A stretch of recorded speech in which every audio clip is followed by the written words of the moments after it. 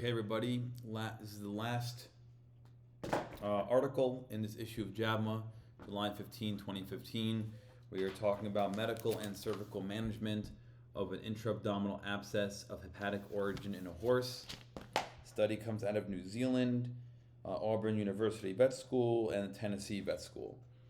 The case description: 4-year-old Arabian cross mare, 2 days of pyrexia, lethargy, abdominal discomfort, tachypnea, tachycardia, icterus. Blood work showed systemic inflammation and hepatocellular damage, which we'll get into more detail.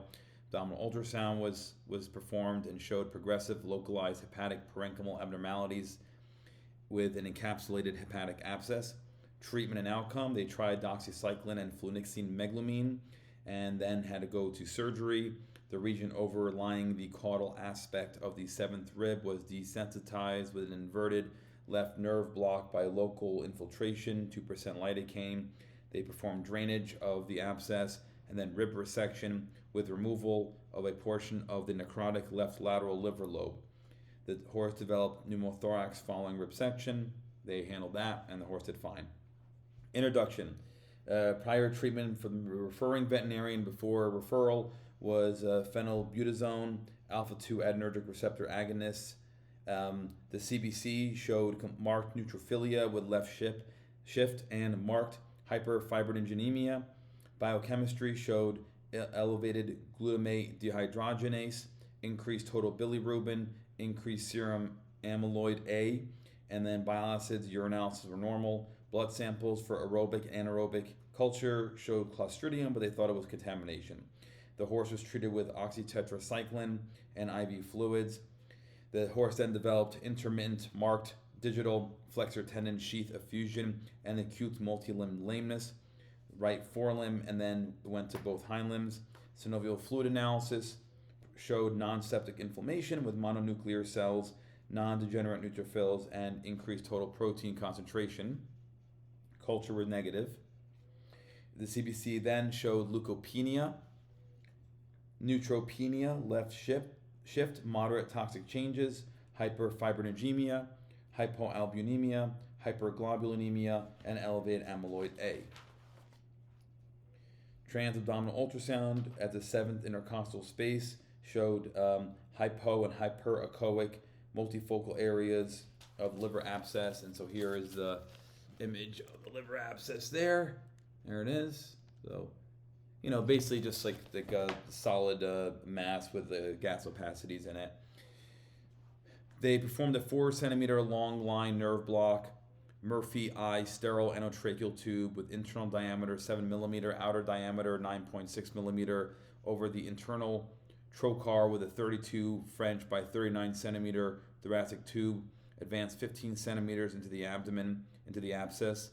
About 8 liters of foul-smelling, viscous tan to cream-colored purulent material was removed. No communication with body cavity. The abscess was flushed, non-sterile polyionic solution, and removing all of the inspissated purulent material. The tube was left 15 centimeters deep into the abscess, secured to the skin with a purse string, covered with a fingertip from a sterile latex glove. The drain was left in situ, lavage daily, and then eventually they had to go and perform surgery, 20 centimeter incision over the 7th rib.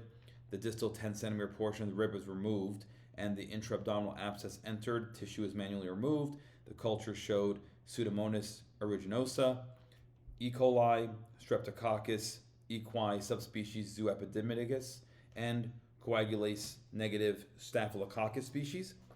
Here's a picture of friable necrotic liver parenchyma removed within the cavity of the well-encapsulated intra-abdominal abscess. This is what it looked like there. Oh, there it is. You can see here in the picture. Bilateral pneumothorax was then developed based on thoracic radiographs. They inserted teat cannulas bilaterally, the dorsal caudal aspect of the 16th intercostal space. Histologic examination: diffuse necrotic hepatic parenchyma, gas emphysema, and coagulation necrosis. Multiple aerobic and anaerobic bacterial cultures, gram-negative rods, Pseudomonas aeruginosa, E. coli, Staphylococcus equi subspecies U. epidemicus, coagulase negative Staphylococcus, all cultured. Here is the image for those who like histology of the mass, of the abscess rather. Necrotic tissue, multifocal regions of vacuoles showing emphysema. That's the arrows there. So discussion. Intra-abdominal abscesses are uncommon in adult horses, and abdominal abscesses strictly involving the liver are rare. Survival rates reported between 24 to 100%. Prognosis is poor to grave because they often fail to medical therapy. Symptoms include weight loss, anorexia, fever, colic, tachycardia, tachypnea, and signs of depression, which again, I don't like using the word depression because that's a real psychological condition in humans. I don't know why JAVMA is doing this, but it should be lethargy, and has been reported in dogs, cats, and humans. You'll find on blood work mature neutrophilia, low or high protein, low albumin, high globulin, high fibrinogen, and high liver enzyme activity. MRI, CT, ultrasound to diagnose it. Etiologies of abscesses include things like hematogenous bacterial spread, like Streptococcus equi, subspecies equi, or Corynebacterium pseudotuberculosis. It can be secondary to trauma, GI perforation, ischemia, ulceration, previous abdominal surgery. It can be septic portal vein thrombosis, foreign bodies, mesenteric disease, ascending biliary tract infection from GI disease. It also could be from localized vascular compromise resulting in focal region of tissue hypoxia and necrosis. It could be secondary to liver torsion or hepatic vessel thrombosis. Reports of hepatic lobe torsion in horses have involved left liver lobes, a lateralized predilection similar to other non-human mammalian species. The mechanism is unknown, but it's been postulated that liver lobe torsion in horses may be secondary to abnormal gastric dilation, gastric filling, disruption or pathologic changes of the ligamentous attachments, neoplasia, or trauma. Fever and abstinence, lethargy, weight loss, colic are all seen in dogs with liver lobe torsion, Clostridium species, and hepatic necrosis and emphysema. A hematologic etiology like bacterial spread through the portal venous system, such as seen with septic portal venous thrombi from Staphylococcus equi subspecies equi infection or ascending biliary infection resulting in cholangiohepatitis, has been reported. Successful medical and surgical management, including excision of an entire abscess, marsupialization, and surgical drainage and lavage of intra-abdominal abscesses, have been reported in horses. Marsupialization is a surgical option with a higher success rate for resolution than just antimicrobial treatment alone. Rib resection in a standing horse while sedated is well documented for the treatment of chronic medically refractory pleuropneumonia to allow for drainage and removal of abscesses as well as other diseases. Rib resection for intra-abdominal abscesses is only reported previously for a penetrating gastrointestinal metallic foreign body. The most consistently reported complication following thoracotomy rib resection is pneumothorax. Increases in the friability of the adjoining diaphragmatic tissues adjacent to the fibrotic wall of the abscess, or the damage may have been iatrogenic, causing pneumothorax. Oxytetracycline is a tetracycline antimicrobial with a broad spectrum of aerobic and anaerobic activity. Oxytetracycline undergoes extensive enterohepatic recycling, so they wanted to use it in this case for possible septic cholangiohepatitis or hepatitis, and it was given in the horse for this reason. Pseudomonas, or rather Pastorella aeruginosa, Pseudomonas aeruginosa, gram-negative rod, is an obligate aerobe found in the environment in the skin of horses and implicated in opportunistic infections of lung, eyes, and genital tracts of horses.